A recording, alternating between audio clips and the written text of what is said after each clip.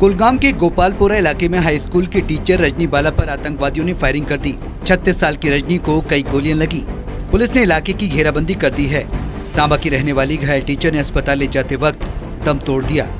इससे पहले 12 मई को एक कश्मीरी पंडित राहुल भट्ट की भी आतंकवादियों ने उसके ऑफिस में घुसकर गोली मारकर हत्या कर दी थी। गोपालपुरा ग्राम प्रधान ने बताया कि घटना सुबह 10 बजे हुई। मैंने देखा कि एक टीचर के सिर में गोली लगी है। एक दूसरे टीचर की मदद से उसे उठाया गया। इसके बाद मैंने ही पुलिस को सूचना दी। उमर अब्दुल्ला बोले, निंदा और शोक जैसे शब्द खोखले। नेशनल कॉन्फ्रेंस के नेता उमर अब्दुल्ला ने इस घटना पर दुख व्यक्त किया है। उन्होंने कहा, बहुत दुख की बात है, ये निहत्थे नागरिकों की टारगेट किलिंग की लिस्ट में जुड़ा एक और हमला है।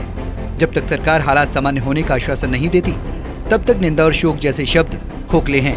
हम चैन से नहीं बैठेंगे।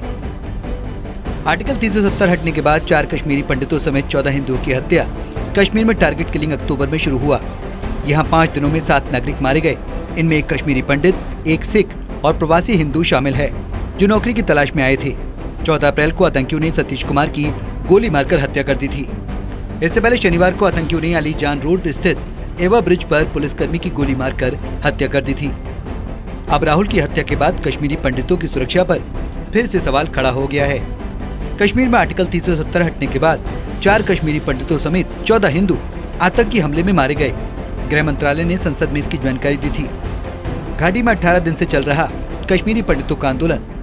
कश्मीरी पंडितों का घाटी में 18 दिनों से आंदोलन चल रहा है। प्रधानमंत्री रोजगार पैकेज के तहत नौकरी पाने वाले पंडित काम का बहिष्कार कर प्रदर्शन कर रहे हैं। घाटी में सबसे लंबे समय तक चलने वाला ये प्रदर्शन बन चुका है।